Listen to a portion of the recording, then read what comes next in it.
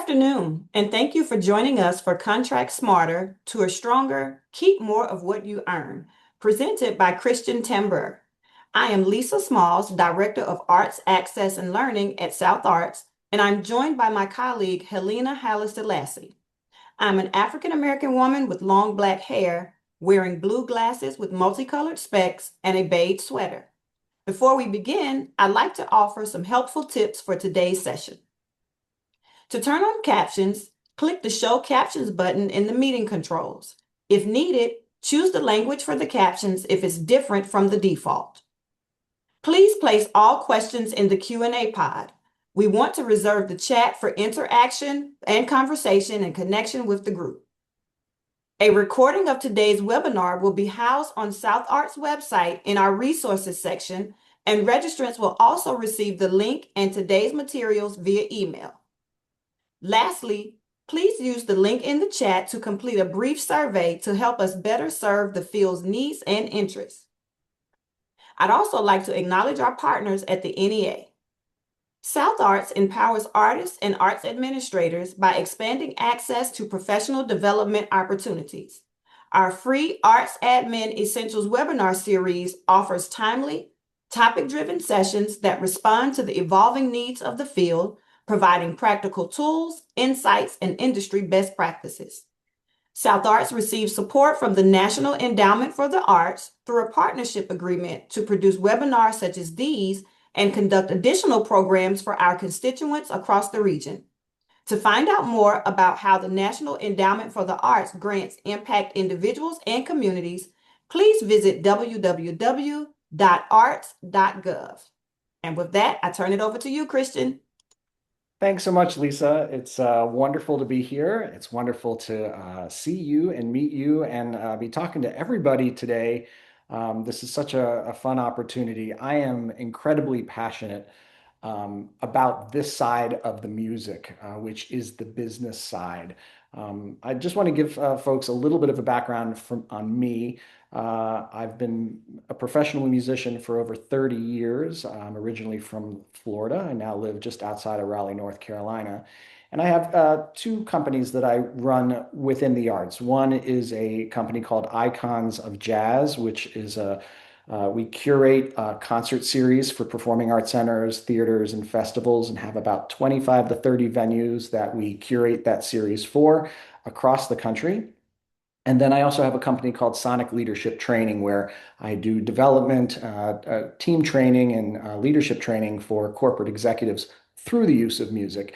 And so I live and breathe this every single day, which is trying to navigate the complexities of the business side of this industry. When we are artists and spend all of our time focusing on the art, a lot of times the business side of things gets set aside or is just something else to deal with. And we really do ourselves a disservice of not really getting a better understanding of the tools that will help us make the most living when we are making a living in the arts.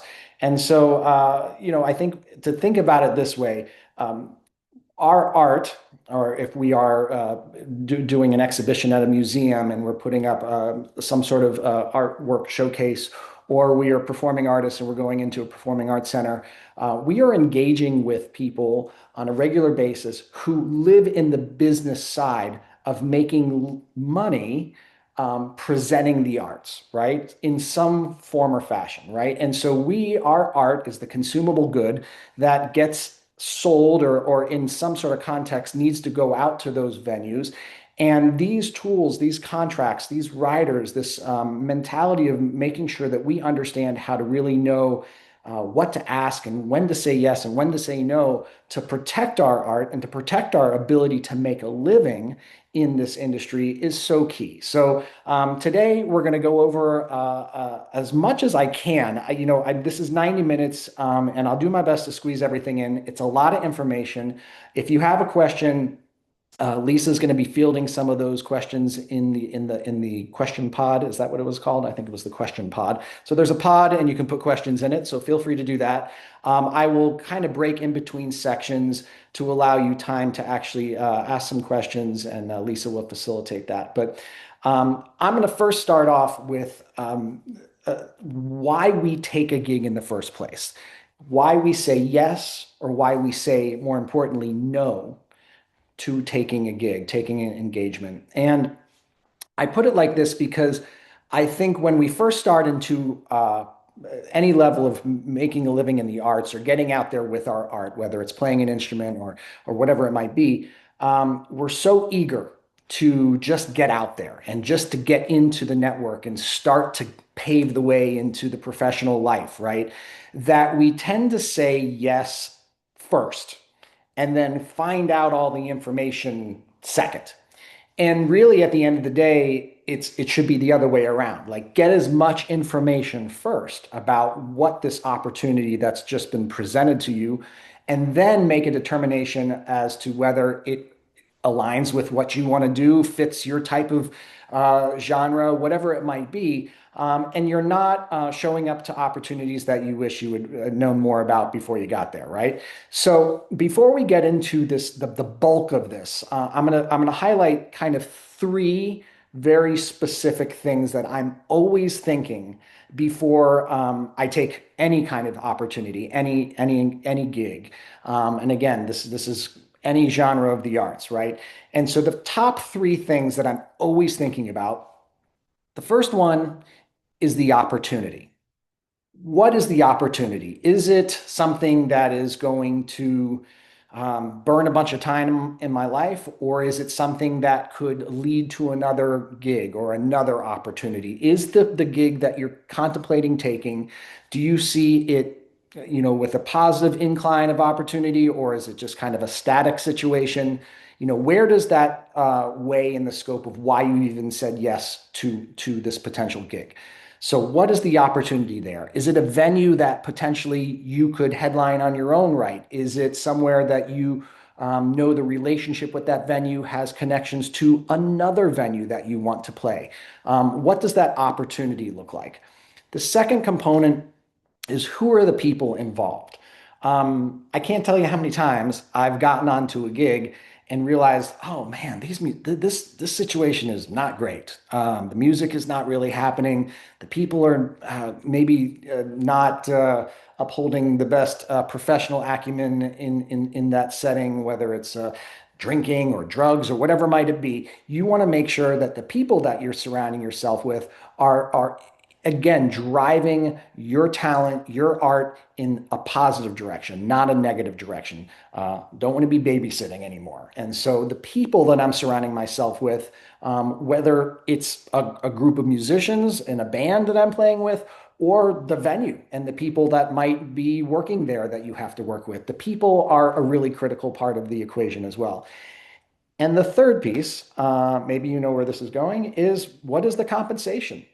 What do I stand to yield from this opportunity? How does that factor into, where I am professionally? Where am I? Where am I in my life? Where am I in my career? Does this pay enough to make it make sense? And what I'm always trying to leverage is, I would love it to be all three, right? I would love it to be, it's a great opportunity with the sky's the limit as to what it could lead to. And I'm doing it with great people, and it pays a boatload of money. Like, that sounds like a great gig, right? I mean, that's the gig you want to say yes to and just move on with your life. Ultimately, we don't always have that trifecta situation. We're kind of balancing a couple of those. I mean, best case scenario, it's all three. Second best case scenario is it's two of the three. I can be leveraged to do it if it's any one of those three, and hear you out and totally make the gig make sense. And what I mean is, like, I don't know, doesn't pay a whole lot of money. It's a gig that's at a place I've been playing for years, but the band cats in the group. Oh, I love hanging out with them. They really stimulate so much of my music and what I'm doing. I could hear that. I could also say, hey, I am broke and I don't know who these people are and I don't know where this gig is, but it pays a ton of money. I'm just going to do it because I need to pay the rent this month. But what I don't want to ever be in a situation is where there's none of those, right? We don't have good musicians or good people. We don't have any kind of opportunity, and the compensation is not happening, right? So we want to be mindful of kind of those three top things. What is the opportunity? Who are the people that you're doing that with and collaborating with? And what does the compensation look like?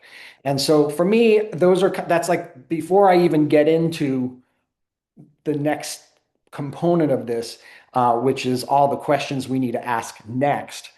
Because ultimately, we got to understand how some of these things all kind of come together. That's kind of a quick reference point for me is like, are we checking a couple of those boxes? If so, then we move forward to the next step. And again, as I said earlier, I think when you're younger in the arts, we have a tendency to just say yes and figure it out later.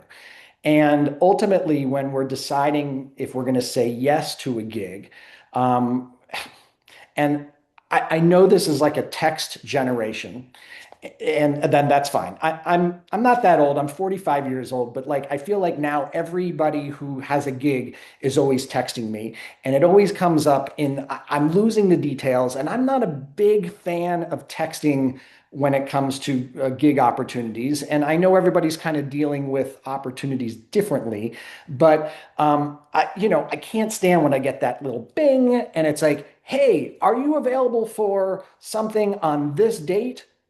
And I'm just like, is is that all the information you're giving me? Like I need more information before I'm gonna, say yes or no. But like when the initial instinct in me from like the 18-year-old version of Christian, going in college and just trying to work, would be to say, what's the date? Go to my calendar. Yeah, I'm available. What's going on? And commit to the gig and say I'm available for it before I've gotten any of the information about what's going on.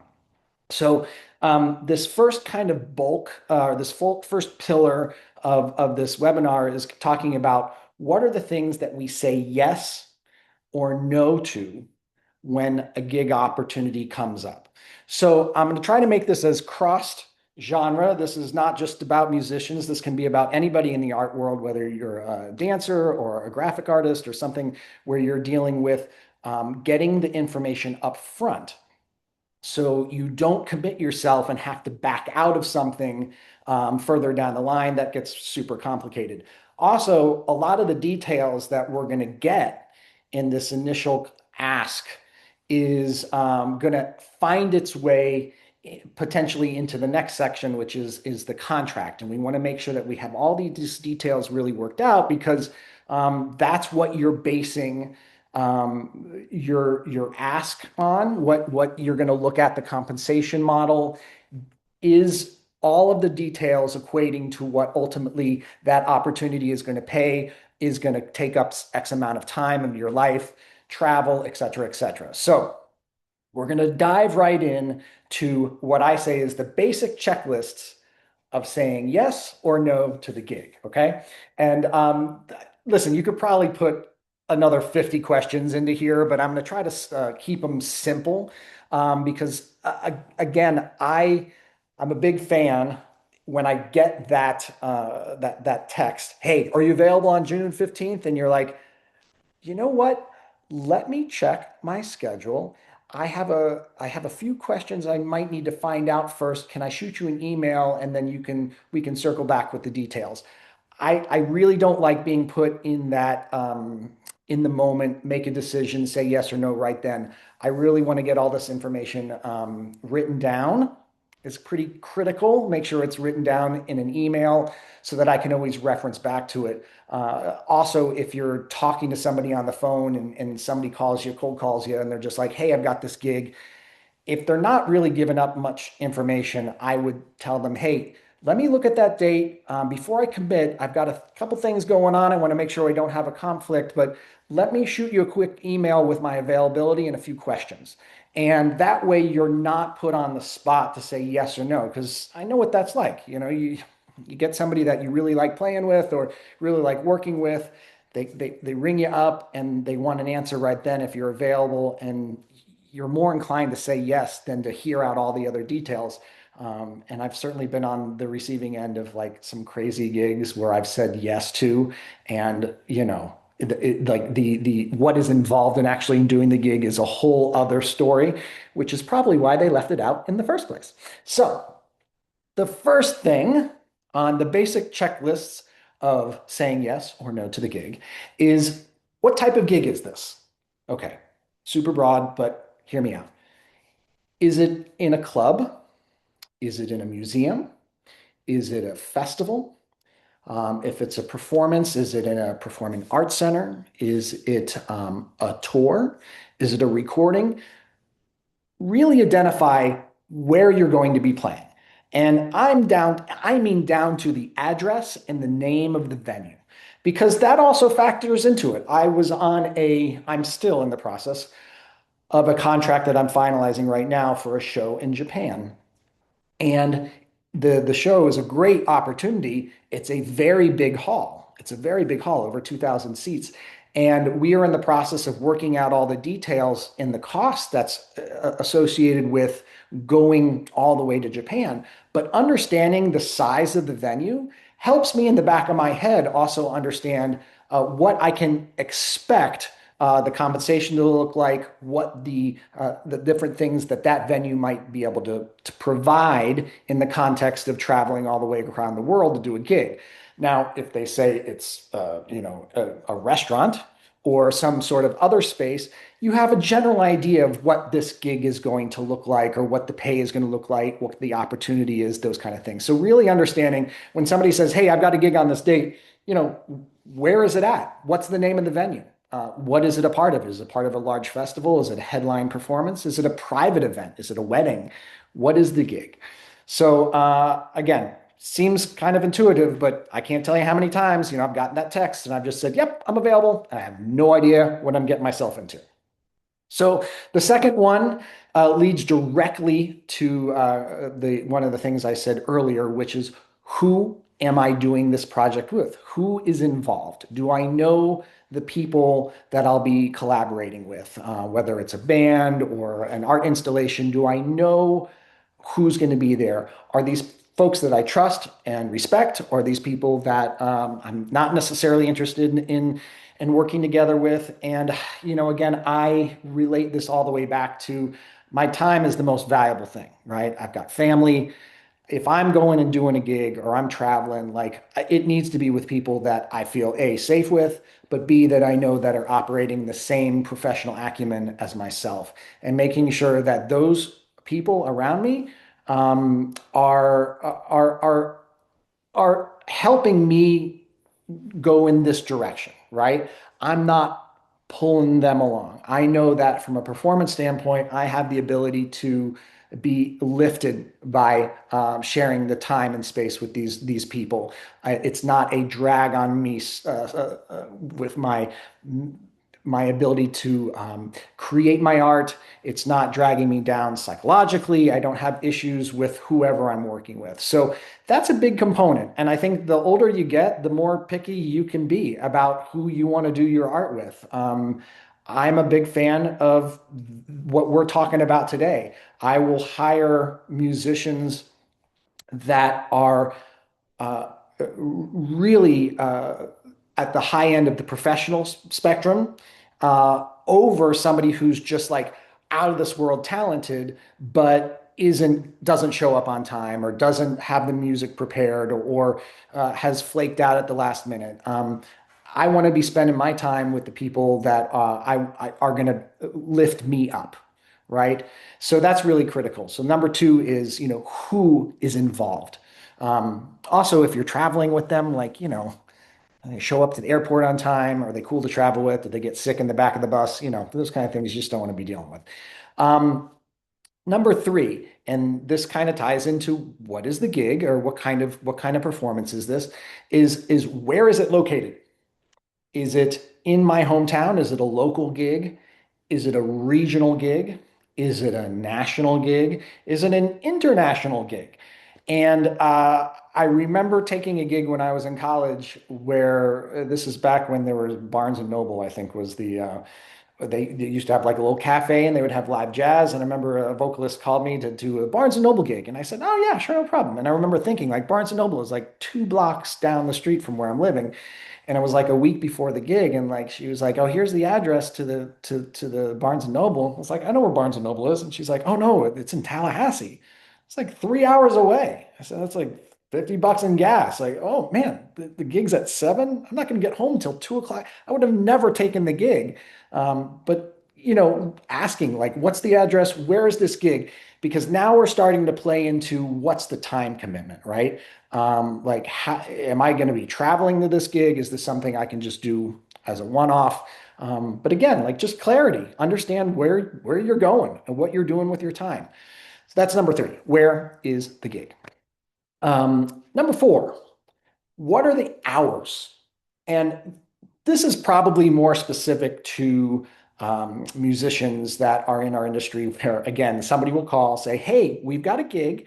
It's 8 o'clock start and it's only an hour. It's only an hour gig.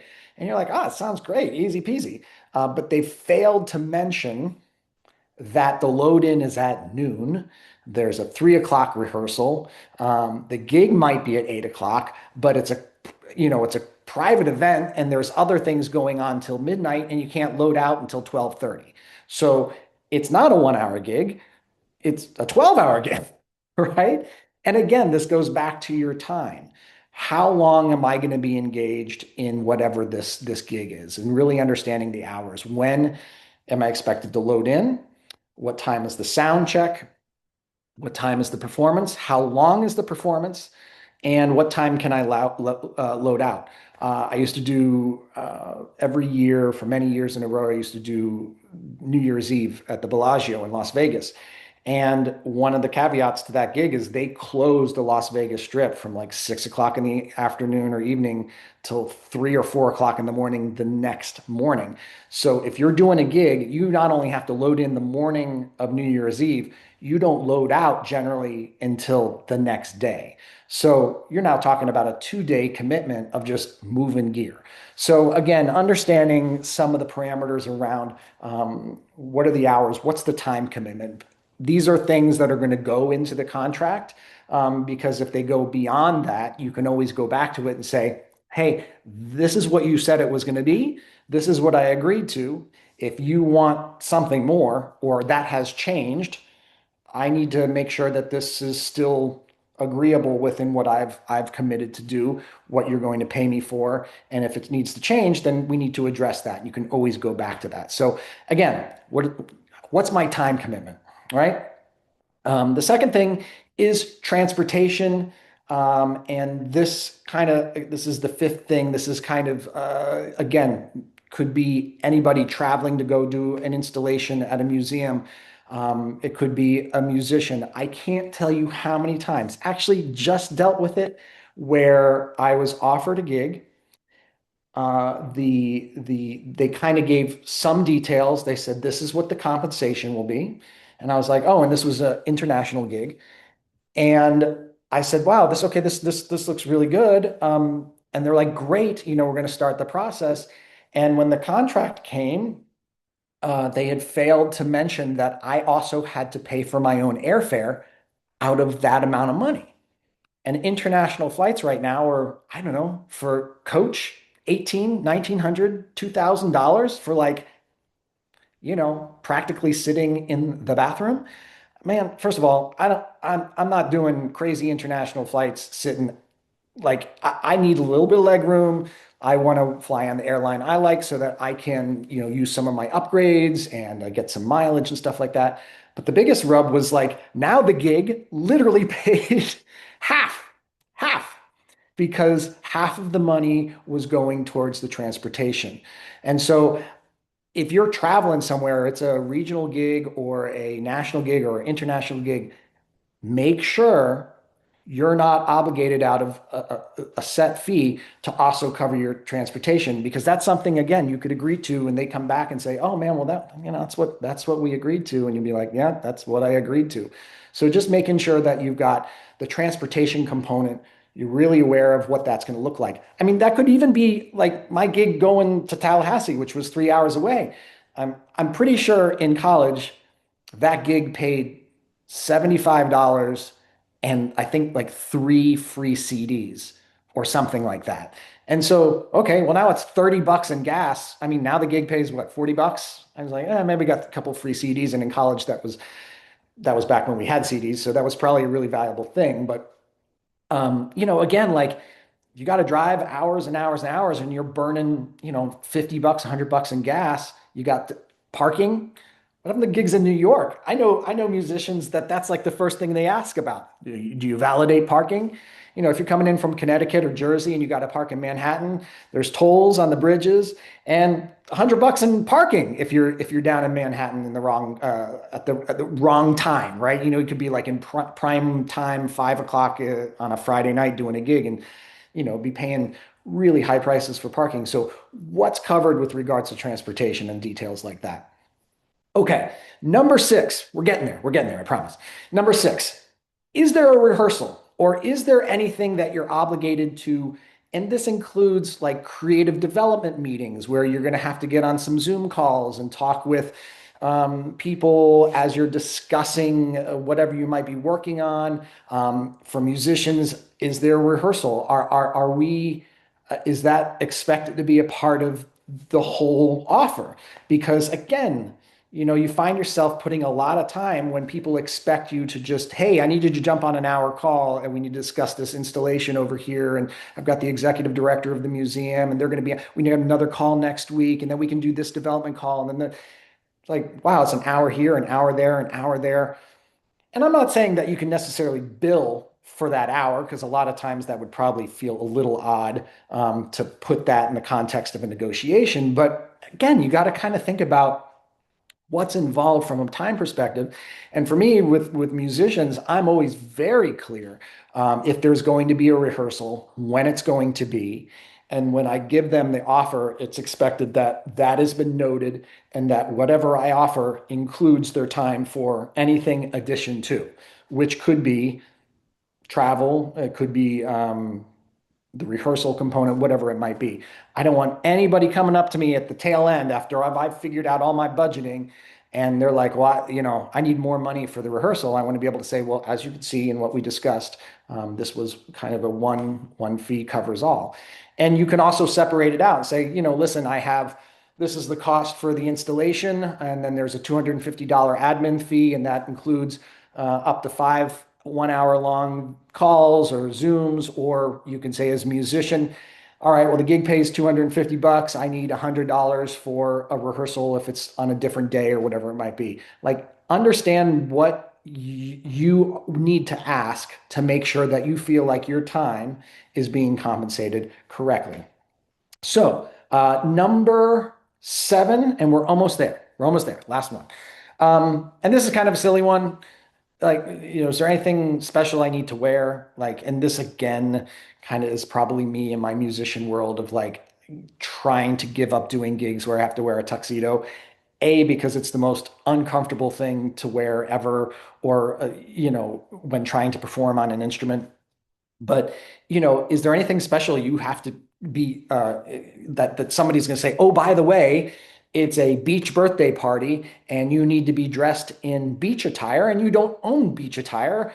I hope at this point most of you own beach attire, but if you don't, you got to run out and buy sandals and some whatever. This is added cost that if you hadn't asked and didn't know to ask at the front end, again, it's a part of every communication that I have with my musicians when I tell them about an upcoming gig, what they're intended to wear. What is it, a suit gig? Is it, we call it jazz hip or jazz casual, whatever these kids are doing nowadays. But, you just don't want to say, oh yeah, it's a private black tie event. You need a tuxedo and you don't own a tuxedo. And now the $250 gig is eaten up by $100 tuxedo rental that you probably should have asked about beforehand. So, okay. Those were the 7 things that I generally have in my ask the bank of questions to wind up with what does the gig pay? And what I'm doing is I'm using those questions, obviously, or hope obviously, to help negotiate outside the context of what my talent is worth. Because I think it's very hard for us to say, well, man, I'm really good. Like, have you heard me play vibes? Yeah, I'm killing. That's worth $300. I actually think it's worth more like 350. But anyway, that's a hard negotiation tactic to try to place a real definitive number on your talent or your art's worth. I think it gets easier as you get older and you've kind of accumulated experience and such. But um, I think what is easier to negotiate when somebody comes through and you've asked all your questions is the details related to these questions that we asked, why we've said yes, to why we're considering the gig. And where this comes into play is when you're able to use that information to help negotiate to a fee that is agreeable. Especially if you get an offer, that first offer, and they say, "Hey, listen, the gig is a theater gig. The venue seats 5,000. There's a 9-piece band. It's about 2 hours away. We're not including a hotel. There's 3 rehearsals, and you need a tuxedo, and the gig pays 250. That's probably not enough to cover the hotel room, the tuxedo rental, the gas and the parking and the multiple rehearsals, right? So now you've got the information to say and go back and really use that to leverage a counter offer. And you're not doing it because you went to X amount of college and you paint real well, or you play all your bebop scales really good and you need another $50. You're using what I would call fixed costs to be able to negotiate up the fee to cover your costs, right? Thank you so much for this opportunity. Would love to do it. I'm looking at some of the responses you've given me on these questions here. Because a hotel is not provided and the gig is 3 hours away, as well as the 3 hour rehearsal and the tuxedo, in order to cover some of those baseline costs, I will need another whatever that number is. And that gives you something that other person on the other side of the receiving end of that offer is going to really know. They're going to know that costs money. They're going to know that what a hotel is going to cost, 100, $150 for the night. They know that it's going to be $25 to $35 in gas. They know that a tuxedo rental, whatever, is going to cost whatever that is. And so now you're negotiating up the fixed costs to cover your expenses versus trying to leverage like, hey man, like this gig should pay more. Like, man, come on. Like, I need like another. No, you're using really tangible details about what the gig is to make sure that you can kind of leverage yourself up and get compensated.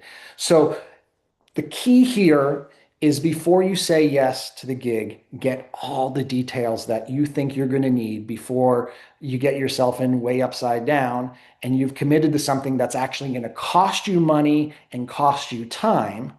And you should have said, man, this is just not worth it. Or go through the process of negotiating up to make sure that, if you do take the gig, you're being compensated for it appropriately. And I think at the end of the day, this is where the rub is, right? I mean, it's like we're trying to make a living, right? And we got to find this way to um, actively engage a market that often sets prices that have been the same for like 40 years, right? A casual gig is $100 or a corporate is 250 or whatever it is.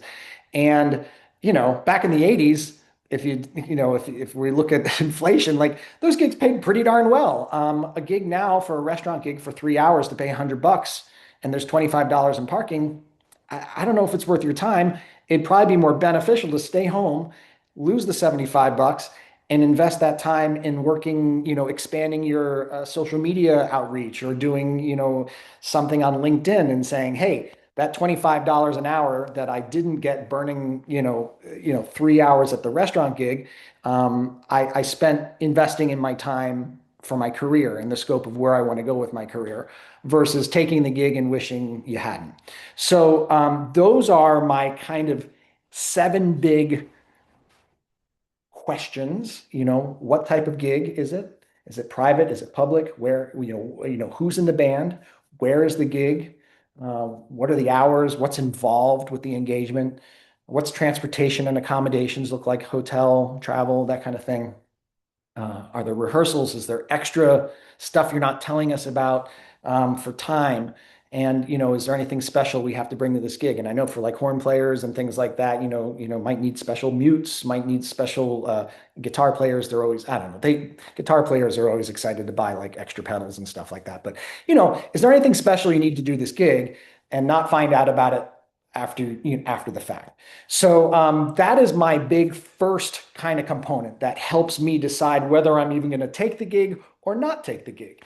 And I think this might be a good spot to talk a little bit about if you say no to the gig, how do you keep that door open? Because for me, you know, if the gig works out, the numbers work out, you're able to negotiate it up to a place where it's worth doing, great. Like, great. You've kind of set the bar. You've also engaged in a way that now the person that's the hiring understands that you understand a little bit about how the business works. And, that's a really positive thing. If the gig isn't going to work out, it's really critical that you keep the relationship upheld. You don't ever want to burn a bridge, but you also don't want to take less for what your time is and talent is worth. And so, being polite and how you kind of disengage from the opportunity is really key. Thank you so much for this opportunity. I have a lot in my schedule right now. I'm very busy due to the travel and some of the costs associated with this, that, and the other. I don't know if this is going to work this time, but I hope another opportunity will come up. And thank you so much for the consideration. And closing the door where, again, like, you're acknowledging the fact that, hey, this isn't going to work this time, but maybe there's something in the future. And you've also kind of you've set where you're at. And hopefully next time they'll be like, well, if I call that person, yeah, they're going to want to know all the details.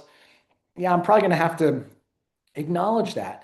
And the reality is, and this is a stigma I think that follows a lot of musicians, which is, if I say no to a gig, that gig is gone forever. Nobody, that person will never call us, or they'll never have us exhibit, or they'll get over that. Kindness, transparency, professionalism, and how you communicate some of these key and important details as to taking the gig is the reason why I will call you back and say, hey, I understand it. I'm really strapped with the budget, a lot going on. I can't really meet you where you're at, but thanks so much. Now I kind of know what it takes to do the gig, and I appreciate your time. Thank you so much. We'll get you on the next one. And I think that's really critical. So taking the personal side out of it, like, don't you know what my talent is worth? Don't you know what my art is worth?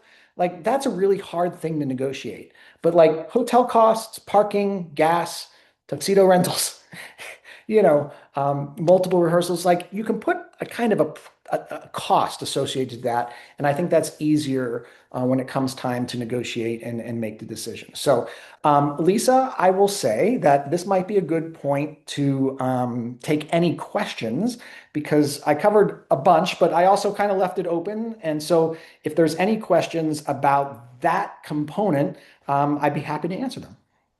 Great, Christian. We do have one question, and Oh, it great. is, do you have an equation that you run in your head when you hear the capacity of the hall? Something to help you come up with a round number that you can compare the offer to.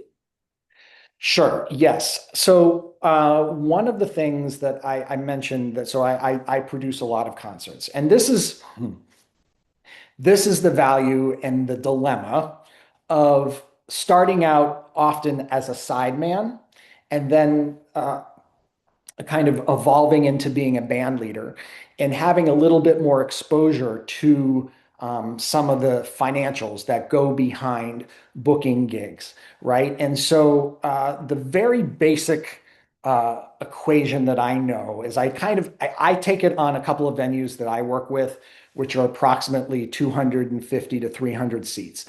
I know what the cap is in most cases for my genre of music for a venue of that size.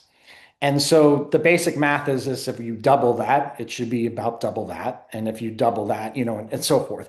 So I try to take a room or a size that I know or have worked with or have a relationship with. I understand what they're selling tickets at. Are they $35 a ticket and there's 350 seats? I know that their net capacity, like gross, is about 12 to $14,000. And then I know that their cost, because again, they've shared this with me with concessions and ushers and tech and all this other stuff is $5,000 to $6,000. That the most I could net through a contract on a guarantee situation would be around $7,000 or $6,000, depending on a couple of different. I'm just spitballing here. I know that if that's kind of the sweet spot for a venue of that size, based upon a ticket price that seems kind of in the middle there. It's not $100 a seat, it's not free, but it's, $30 to $40. I can generally pretty quickly gauge that if we're scaling to like a 1,500 seat or 2,000 seat venue, it's not going to be an exact duplicate because as the scale gets bigger, so do the costs and expenses of operating venues like that. So it's not exactly a double, but it gives me a ballpark. So yeah, I'm always kind of using one of my smaller venues to gauge where I'm at. If, the 2,000 seat venue pays the same amount that the 300 seat venue pays, like we might need to go back and discuss that a little bit more. That makes sense. Anything else there, Lisa? Yes, we do. Next Okay. question. How can we back end compensation figure into the formula? Back end deal. So I think you're talking about, and feel free to clarify, a back end deal would be if, so I like to work contracts that are guarantees. And the guarantee model is protective for the artist, so they kind of know exactly what they're working with. But it's usually a slightly lower payout than if you're doing a split or you're doing a profit share with the venue. But where I generally will implement a back end is at 75% capacity and 100% capacity. Because again, I know in a 300 seat room that they've met my cost, they've covered my cost, and they've covered their costs at about 220 seats. The rest is cream, right? And so the guarantee deal is great for the venue because if there is no back end deal, then they keep the cream. And I'm okay with that because sometimes that's fine. If they know that they're going to make good money when I come in and present and I'm making money that satisfies what I need to cover my costs, like that's a good working relationship.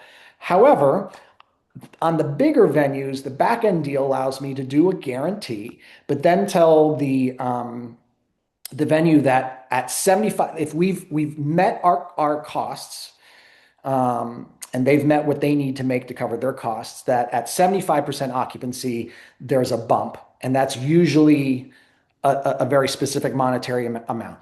Let's call it $750. And then 100% occupancy, a full sellout, is another bump. Then that's how I generally will work or word the back end so that I know, hey, we don't hit that number, but we've got a good house, everybody's happy, and 60 or 80 seats still in the house open, but we've all covered our costs. We take it and we run with it. But if they see that we're selling out, they're still making money on top of those additional seats sold, but I'm getting a bump up. And again, a lot of times they know the metrics, the venue will know the metrics of what that back end can be based upon what the ticket sales, what the ticket prices are.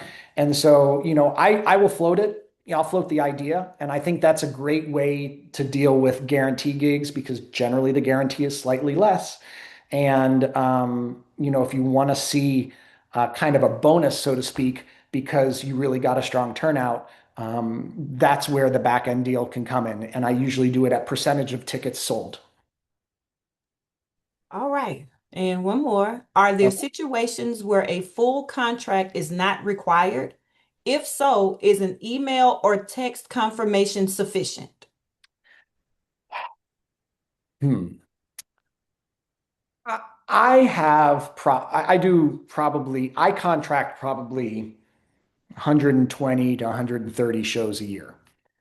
I would say out of those, three might be uncontracted. And the only reason that is because it's a venue I've been playing for 25 years. And an email confirmation of, yes, you are good for these two dates at this amount, I know they're good for it. And I know that if something happened, I could pick up the phone and it would get worked out. I think a contract, although takes time and energy, um, and more correspondence, to be honest with you, to get all these things clarified, um, is worth its weight in gold because it's not about when the gig goes easily. I mean, when the gig goes great, like, psh, yeah, cool, great. It's when things start to pop up that aren't the way they are supposed to be, or didn't show up the way they were supposed to be. You certainly don't want it on you. You want to be able to always go back to that contract. So, you know, you could say, well, this gig doesn't really pay enough to be worth a contract. Like, yeah, that's one way of looking at it.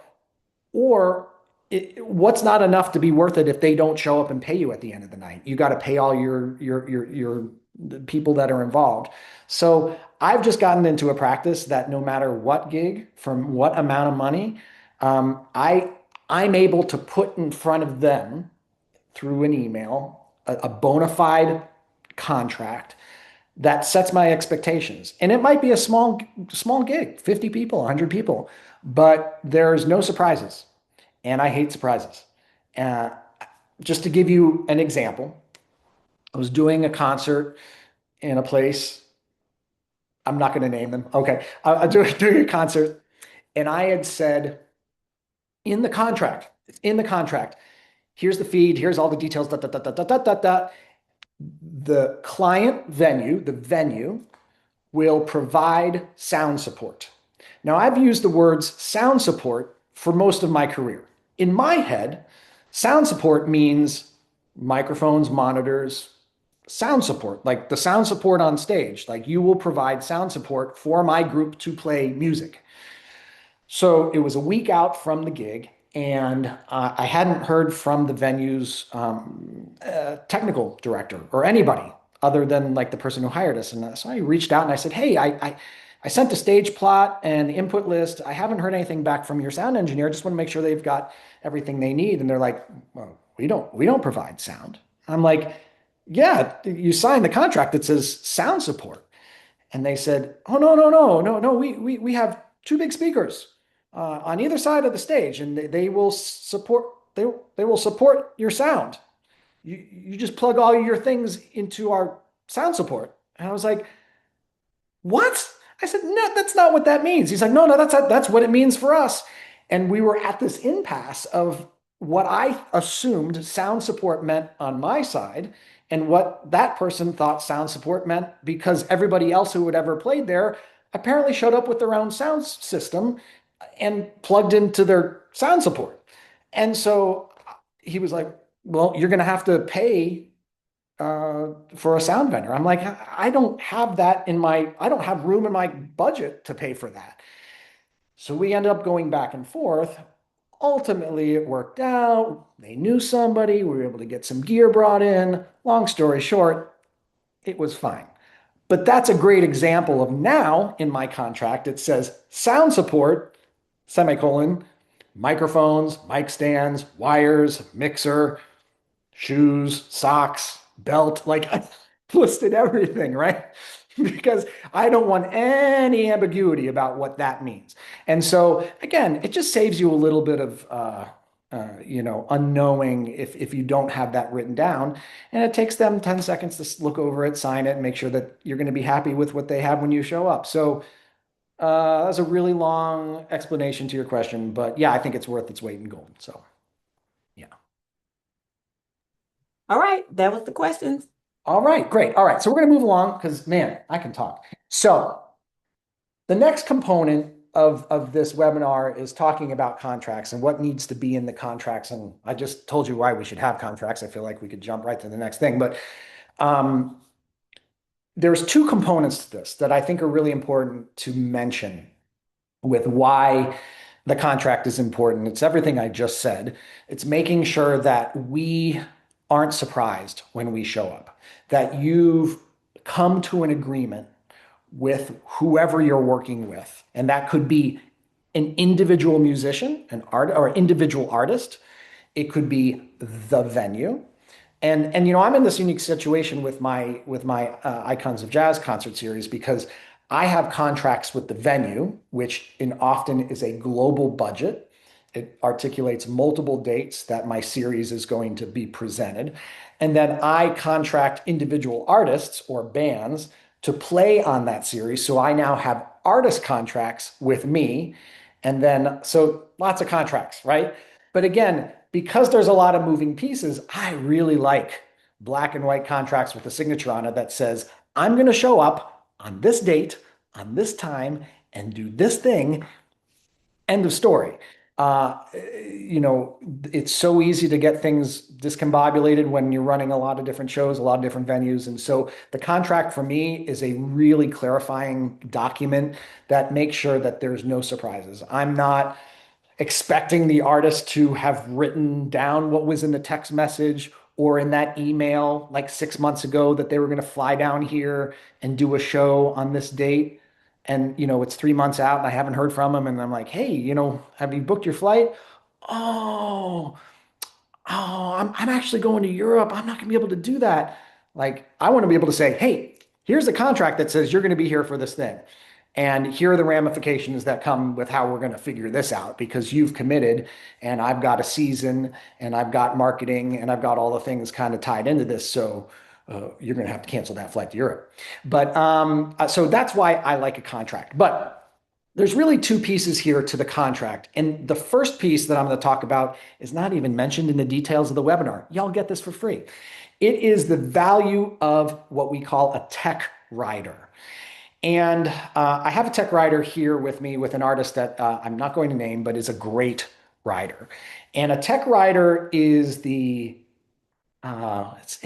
the best of all things. It's the best gig ever document. It is where you put the wish list of all things that you would want on a gig. And this really ranges from kind of very basic details as to what your stage setup is going to look like, what hotels you're comfortable staying at, what airlines you want to fly, what ground transportation is. If are they going to pick you up in the baggage claim and carry your stuff for you, or is it Lyft and Uber? If the hotel should have breakfast or not. What the performance like the tech rider is this great document that allows you to really, and I will share my tech rider. I have a tech rider for every band that I produce, every one of my touring groups, whether it's a duo or a quintet. I have a tech rider. It's got the stage plot, it's got all the input lists, it has monitors, it has what the backline would be in case we need backline. And backline could be drum set, bass, guitar amps, could be a grand piano, could be for a sculptor or a visual artist, somebody that needs very specific types of lighting, types of supplies to actually mount the installation of their artwork. But the tech rider is really a critical component because it allows you to kind of load the entire wish list in there. And again, this is all a big negotiation component, right? Because you're going to send this wish list. And for me, again, like what's in the contract, we're going to go over that here, but what's in the tech rider is sort of a very broad overview of what is going to end up in the contract. It's going to be the black and white ink. We agree to this. We agree to providing this. And that's what ends up in the contract. That's what gets signed. The tech rider is essentially an advanced document that gives the venue an idea of what you need to do the gig. And why do you do that? Well, you give that to them first. And what that does is sets a precedence of like, this is how I roll. This is what I need. So are we even swimming in the same situation here, or is this going to work? And it's a negotiation angle for you to give them essentially the, the most expensive dynamic of what you could potentially need. And again, like I'm not saying you should like have them, map out all the yellow M&Ms, but you're going to tell them what your catering wants to look like backstage, or when you come and do your installation, what kind of food you want for your band, and it can be pretty extensive. I would be the more particular, the more extensive it can be, the more you have room to negotiate out, right? So here are some of the topics that a rider is going to cover. So the general provisions are going to be what we talked about before about where the gig is, how the gig is billed, how your installation is being billed for the public eye to see it. Is it, the Christian Tamburr Quartet, or is it, the Sister Moon Project featuring Grace Kelly and Chrissy Poland? Like, what is the billing? The next component would be ground transportation or transportation in general, that you expect to be picked up not by Uber, but by a licensed ground transportation that's going to pick up you and your entire group and bring you from the airport to your hotel, from the hotel to the venue, from the venue back to the hotel, and then back to the airport again. What kind of hotel you want to stay in?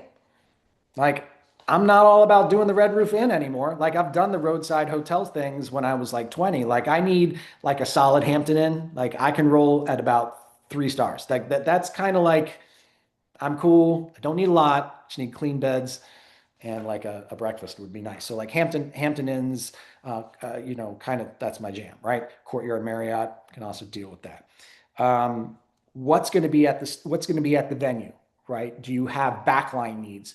If so, are you explaining what those details are? And this is a place where you're going to say, we're flying in. And because we're flying in, we're not traveling with the drum set. We're not traveling with an upright bass. We're not traveling with a piano. So we need a grand piano. It needs to be tuned on the day of the show. We need a 3/4 carved upright with a K or similar with a blah, blah, blah, blah, blah pickup with steel wound strings, or gut strings, or some amount of strings. This is the drum set we need. It needs to be these sizes. It needs to be a 20-inch bass drum, a 10, 12, 14, 16 tom with this kind of snare. Here's all the gear that you need, down to the model number, the sizes, and you're going to map this all out so that they know, okay, we got to cover getting that for them if they're not bringing it. So again, you might not need that. You might say, hey, we're driving in. Don't have to worry about that backline, but it's in your tech rider. It's in there. It's easier to redact it or say this is not applicable than to have to build it out for each thing. The performance time, the length of the show, if there's an intermission or not, how long your installation is going to last, if it's going to be broken up into different groups. Like, again, like understanding what your commitment of time is, right? I have a lot of venues for me that want to do an intermission because they sell, like wine and I don't know, like pirate's booty or something like that in the middle of the intermission, and they sell it for like $1 gajillion. That's a huge moneymaker for them. And, I have to decide if that's going to work with our show flow. A lot of times I don't like an intermission. It breaks up the show flow for me. And so a lot of times I say no intermission. And that becomes a negotiation point because now we're there even longer. We're doing a 90-minute show, but there's a 20-minute gap in the middle. So, what else? I think that's I think that's about it. I mean, there's a lot of things that can be in this tech rider. Information about selling CDs and merchandise, whether you allow that, if they can take a percentage. Recording or photography is a big component. If the venue is recording, how they can use that recording, if they're allowed to use that recording, if you're going to be doing recording, if there's going to be photography taken during your show, no flash, like you don't want people up on stage. Like, here are all the things that you want. Flights and hotels are kind of my big sticking point. Kind of has to be my my airlines that I have loyalty with because that's the best chance that I'm going to make it to your gig. I'm a multi-million mile flyer on Delta, and if I show up to the airport and the flight's canceled, I make one phone call and there's somebody helping me um, get the band rebooked. We had that a couple of years ago flying down to Miami for the jazz cruise, in which that if you're late for that, they leave you at the dock. So I called, and by the time we had left here and got to the airport, they had rebooked the whole band on new flights. And so I'm pretty particular about what airlines I will fly and what hotels I will stay in. Um, and so that's why I'm really critical about the tech rider going out. Again, it has this ability to kind of be a catch-all. And then what's going to happen from here, and I might pause for a minute because if there's any questions about the tech rider, I would love to cover that, Lisa. But there's a lot of options to kind of throw in there because what's going to ultimately happen here is we're going to take the venue or whoever you're negotiating with is going to look at that and they're going to come back and mark that whole document up. They're going to say, we can do this, we can't do this, we can do this, we can't do that. And then you have to decide where you're going to either push back to or negotiate what the fee is to cover the things that are now going to be costs. So the tech rider is like the first throw out of, okay, we want to do a gig, we want you. Uh, Let us see what it's going to take to actually have you here. So, Lisa, let's take a pause there and do any questions about the tech rider, because then I'll move into the. Okay. Mhm. Um, are you including your stage plot within your tech writer? Yes. Yeah. I mean, my tech rider is essentially the exact same rider for everything I do.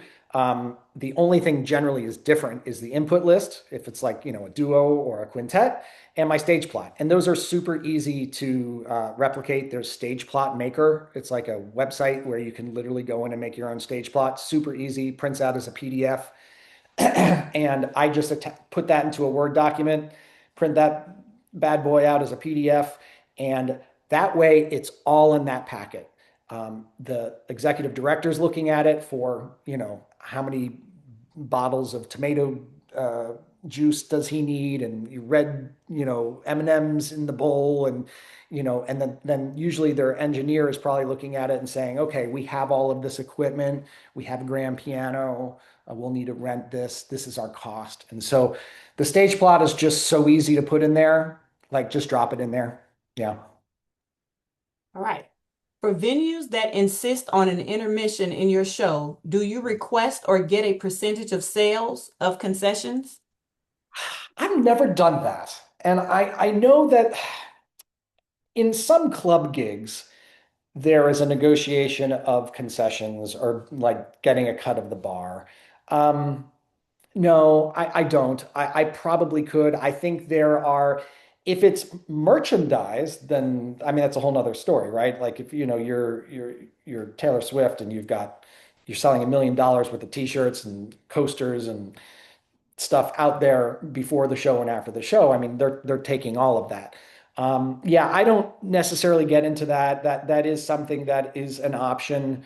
Um, it's just one other thing that gets a little complicated from state to state, from venue to venue. So it's not something that I deal with. So Can we see and download your tech writer so we have something to work off of to create our own? I would be more than pleased to share my tech rider as well as my sample contract and my tour tool with you all. So yes, all of this will be shared with you so that you can kind of see all the documents that are in here. It's so much verbiage. It would have just taken a long time for me to put this up on a screen for you to read all the little tiny fine print. It's one of the reasons that, because otherwise I get caught up in every little bullet and this goes on for like hours and hours and hours. So I'd be more than happy to share that with you guys. So yes. All right, thank you, Christian. I'll be sure to send those documents when I send the recording so everybody will get it. Yeah, absolutely. No problem. Anything else there on the tech writer component? Nope. Okay, great. All right. So we're going to move quickly to the contract and then the touring component. The meat and potato here for the contract is exactly what I talked about. Why you're going to get that tech rider, you're going to get an email back from the executive director, and they're going to say, here are the things that we can provide. And that gives you, again, this all the information. You're processing all the information. And the idea of, hey, we don't have a sound system. You're going to have to hire a vendor. That's a cost, right? You're going to write that down. Oh yeah, we don't provide hotels. You're going to have to provide your own hotels. That's an additional cost that you're going to have to cover for your musicians if you're overnighting or something like that. They may say, yeah, we have all of that, the gear. We actually have a house drum set. Here are the specs. Do these match are these agreeable? I just was in a contract negotiation with a venue that I produce in Kentucky, and it's a great venue. We're always trying to help each other out, especially when it comes to rental gear, because a lot of times it has to come all the way from Nashville. It's very expensive. And so I sent them our rider for one of the shows that we're doing, and it's a big show. It's a seven-piece show, seven-piece band, and the drummer has very specific drum specs. And he came back and said, "We don't have any of this. We're going to have to get this from SIR, which is a studio instrument rental. It's a national rental company. We have to bring this in from Nashville." And I said, "Well, you have a kit, right?" And he's like, "Yeah." I'm like, "What are the specs?" And he's like, "Oh, it's this brand. These are the sizes." And so then I was able to go back to the drummer and was like, "Hey, they don't have what's in the rider, but this is what they have." And he's like, "Oh man, that's a Gretsch kit. That'll work great. No problem." And so I was able to save money with the venue, which we actually have a back end deal, which like we'll be able to go back and like, yeah, it's going to go into our pockets instead of like a rental agency, right? So getting those kind of having visibility to these details allow you to ultimately look what that final number is going to be in the contract and what that is going to look like. It's really it's where you can leverage the fee, right? Again, we're going back to like where we were just a side musician and we're trying to get more money so we can cover our tuxedo rental. Now you're talking about, talking with a venue and they're saying, well, the most that we can pay is $5,000. And you're like, well, we will be coming in from here. And so we will now have to overnight with hotels. And here are the fixed costs that we're going to need to supplement. Would you consider 6,250 or whatever it is, and your counter to say to help us cover hotels backline? And they might say, nope, that's what the offer is, and you have to figure out if it's worth it. Or they might say, you know what? Thank you for bringing that to our attention. We can come up to 5,500, and that's 500 more than you were at, 5 minutes ago without asking, right? And so again, those fixed costs in the contract really help you negotiate the ultimate fee because they know it's going to be a great band. Let's just assume everybody on this call has like a great piece of art that they are going to go present. What costs the most money is the overhead on flights and hotel and instrument rental and rental cars and things like that. That's what burns 50%, if not 60% of the fee. And what's left over is what goes into our pockets. So if we're smart about how we position some of this information, we can try to push more of that money into our pockets instead of going into these other entities where we don't get anything from it. So let me just kind of quickly go over the details. And again, we will be sharing a sample contract for everyone so that you understand what needs to be in there and can look at that. And it's a Word document, so you'll be able to morph it into your own contract with your name and your logo and all your things. But just very briefly, name of the performance, what you're presenting, so the Christian Tamburr Quartet, who the name of the client is, the Performing Arts Center, the date of the event, the address of the event, Next to the address of the event, make sure that there's information about loading in. If that's a different address, a lot of times the address they give you is like where the people come in and you got to go on the other side. So clarifying the address, time, schedule of the day. This is a big one for us, or making sure this is clearly articulated in the contract is when can we arrive on site? When can we load in? When will sound check be able to start? What time is the doors? What time is the performance? And what time is loadout? So really understanding, because I often want to say audio, sound, check. Audio needs to be up and ready for start at this time. So I've showed up the venues where the audio team is loading in at the same time that we are, and we're sitting around waiting for guys to plug, wires in the boxes, and that's killing me. It's killing me. There's nothing productive that's coming from that. So a lot of times I'll put in there audio needs to be up and preset, and then the band will load in, and then sound check will start at this time, because then the audio crew knows that they've got to really have stuff preset. So having that mapped out in the contract is really important and keeps kind of the flow going. And so I always put that schedule of the day. Catering is the venue providing food for you all. Is the client taking care of that, or are they doing what we would call a buyout? I'm adamantly against buyouts for food, because it's like the last thing I want to be dealing with is like trying to find, like, I don't know, a Panera Bread nearby that's going to deliver a bunch of food. So I'm a big fan of like, hey, if you've got local places that please engage them. This is what we want. One hot meat, a couple clean, healthy veggies. Here's the drinks that we want. That should all be written out in the contract. If they won't do it and they're going to do a buyout, what's the amount for each musician? $35, $45. It just depends on the venue. Again, clarity on hotel and accommodation. Here is the hotel we will be putting you up at. Here are the confirmation numbers for you. All should be in the contract. I want to be able to, when I build my day sheet for my musicians or for anybody who's traveling with me, I'm going to be able to copy and paste all of those confirmation numbers, so that if I don't show up at the airport or I don't show up at the hotel at the same time one of my other artists do, they've got a copy of their confirmation number. They're not just standing around waiting for me to show up. So, what are the hotel details? If they are not providing hotels, are they doing a buyout? Are they going to say, hey, average price is $150 a night? We'll give you, there's 4 musicians, we'll give you, $600, and that usually gets tacked into your end fee. Again, it can be a negotiation component. Sound support, making sure that there is an engineer with microphones and wires and stands and all the things to plug in. It's not just 2 speakers supporting the sound. Clarity on that. The last component, and this is one for a lot of discussion, and we can dive into it as you guys want. I'm a big fan of deposits. I don't need the whole amount, don't need 50%, but what I need is what I call it a non-refundable date hold. So it's a more fluffy way to say deposit. A lot of venues are like, deposit, we're not giving you money advanced. What I call it a non-refundable date hold. And that can be 20%.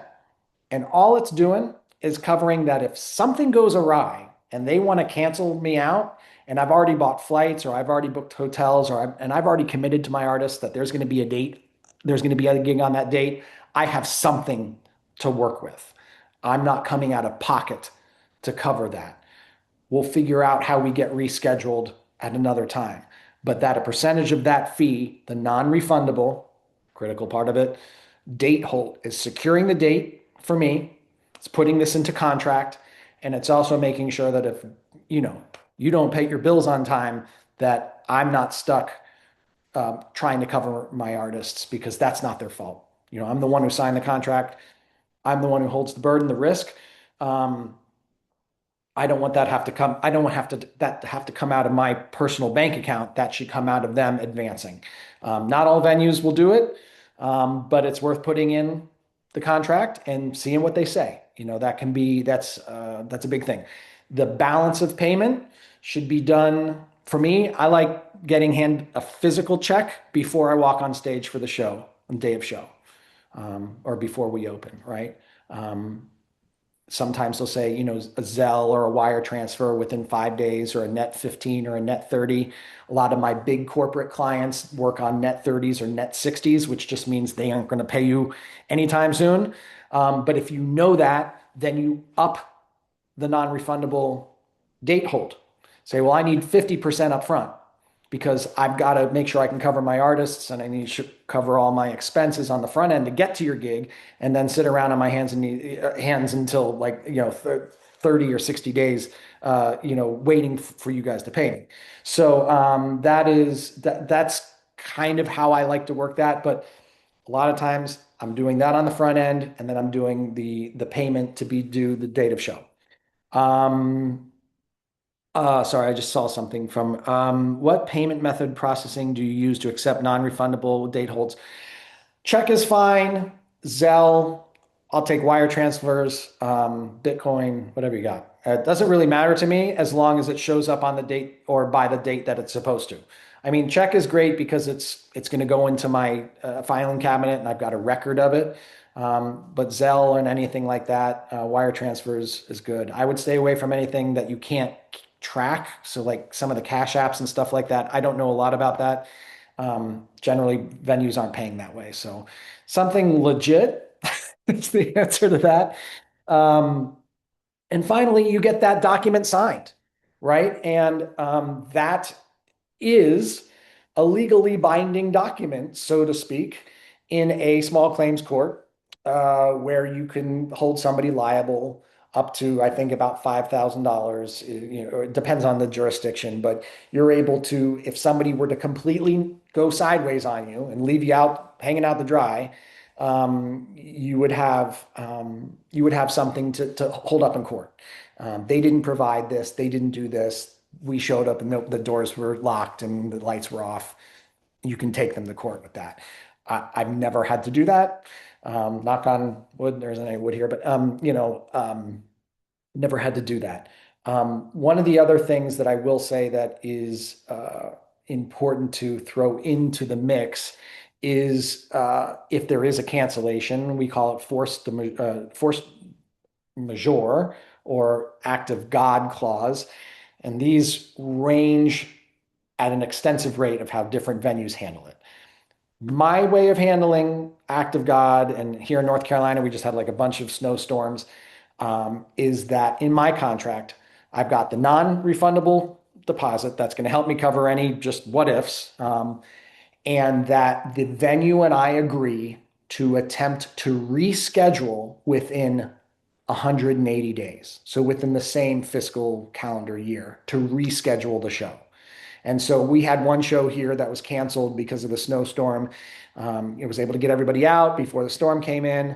I had covered my costs. I paid the musicians a little bit for the date that we didn't end up doing, and went back and we were able to rebook the show again for the contracted amount. So with a deposit. So, those are some of the things that each venue might have a very specific mandate or how they kind of articulate that type of a clause.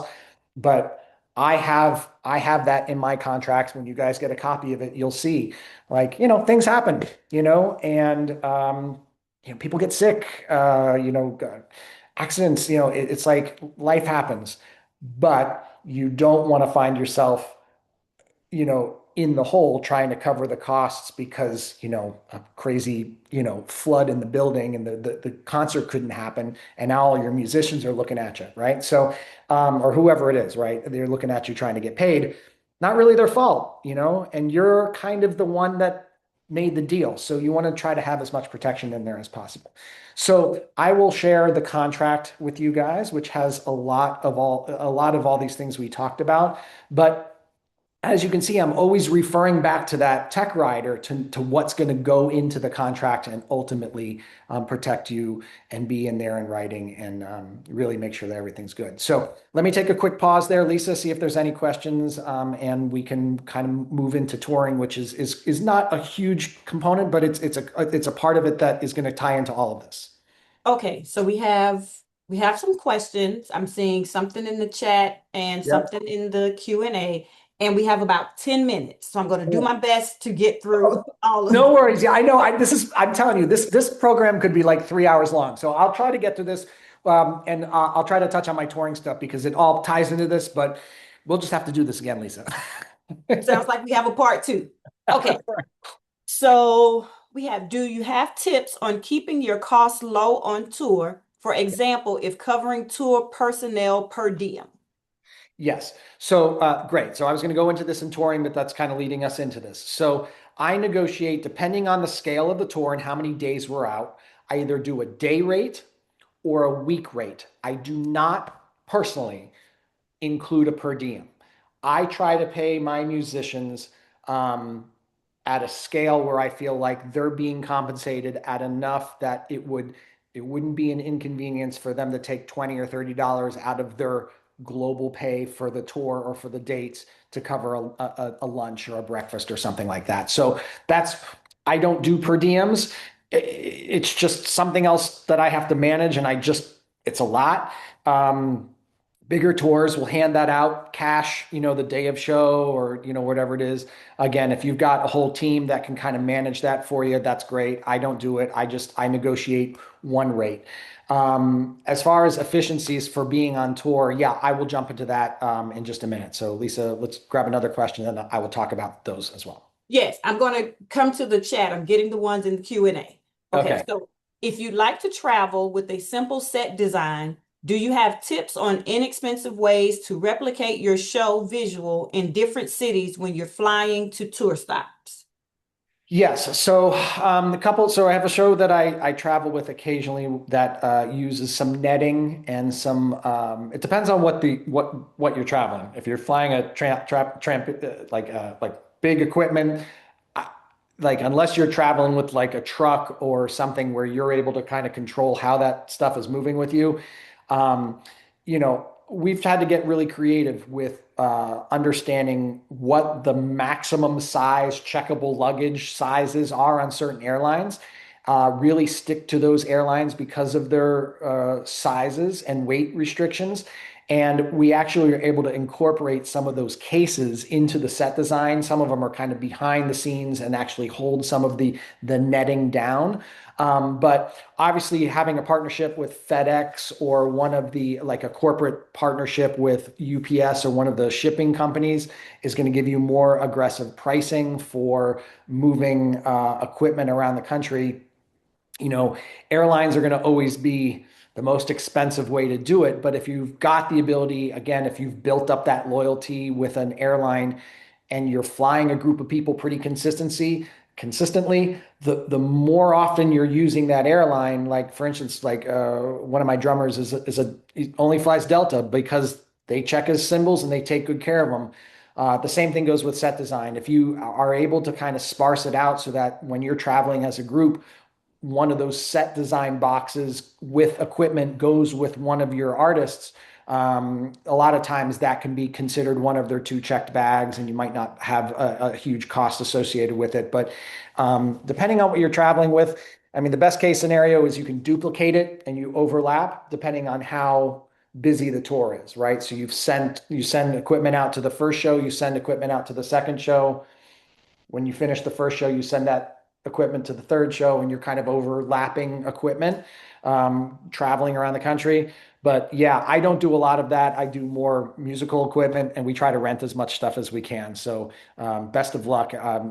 If you email me, I do have a couple of people that I can put you in touch with that for that specific question. Okay. I'm working on securing tour sponsorships. Are there Hmm. sponsorship incentives you've offered in the past that have worked well with securing tour sponsors? Yes. So Tour sponsorships are all about visual impressions, right? So they're looking, a lot of times companies that are looking to do tour sponsorship are getting, it's from a marketing angle. And so I have done tour sponsorships with a couple of different companies.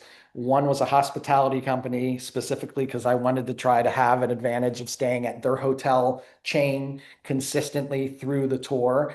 We're going to different cities where their hotel was, and they saw that as a great marketing campaign and kind of tie in. A lot of social media components and tied into that. But when you're doing that, you're now tapping into a different pool of money. You're tying into the marketing pool for a lot of these companies.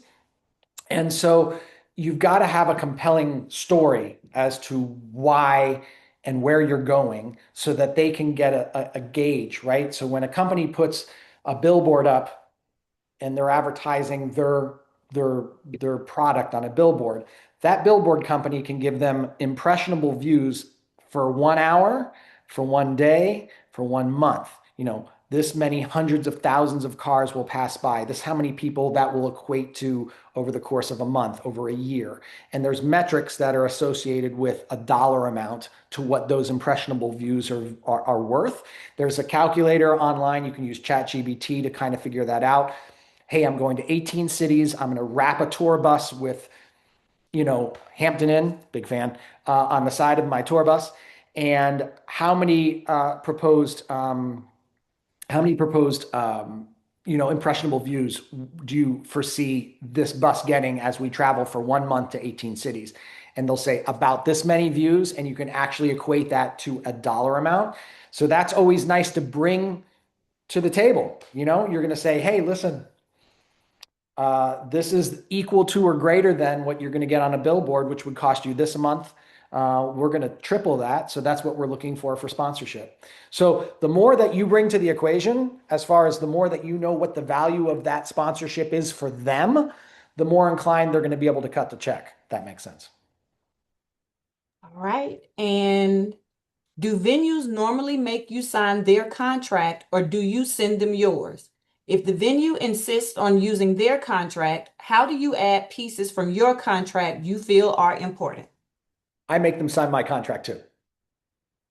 So, sorry, that's kind of, I was trying to make an easy question. Uh, I will, if they're like, hey, we would prefer to use this contract. So a lot of venues of mine are municipalities. And so they have a very legal, like super over convoluted like contract that's been, used for forever. They want that signed. Fine, that's fine. I will sign that.